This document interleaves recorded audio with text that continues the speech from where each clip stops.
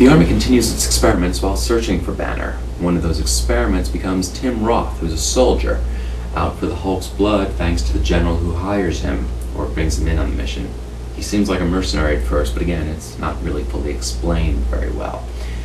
With that said, Roth's character gets this serum and becomes super strong, and also more aggressive. So, you know, he and the Hulk fight.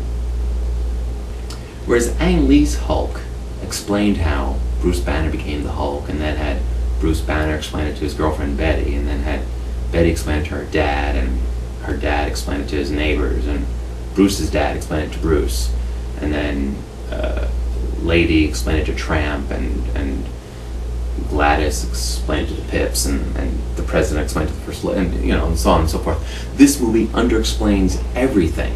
Names are often left out, sometimes with a purpose, but still for far too long. And what exactly made him the Hulk is not really clear, and why Bruce trusts someone named Mr. Blue is never explained.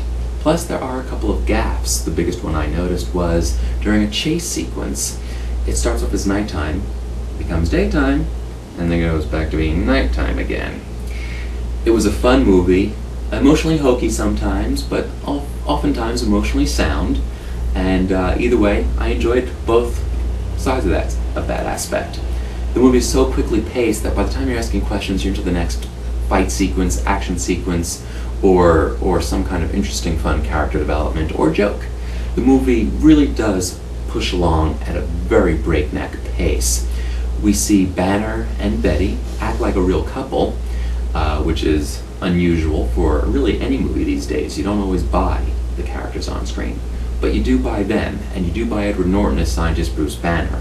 Liv Tyler, with her put-on Smurfette voice, however, as a doctor, I don't think so.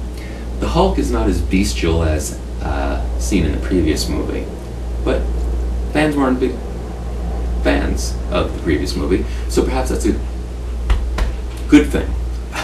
Sorry. All those serums I've been taking. So the Hulk isn't quite as bestial as he used to be, but that might be okay. With that said, he's also, in some scenes, awfully handsome. You know, if you go for that sort of thing. There are a lot of fun in-jokes throughout the movie as well. Look for appearances by still large and in charge Lou Ferrigno from the original series, as well as Bill Bixby. And there's even a reference to the character Jack McGee. Stan Lee, co-creator of The Incredible Hulk, makes his usual Marvel Comics movie appearances. And there's a little quick little moment where the name Mr. Pink is said. With those little jokes kind of punctuating every quiet scene, you will undoubtedly have a lot of fun, whether you're a fan of action movies, comics, or large green guys who don't wear their shirt. I might have a problem.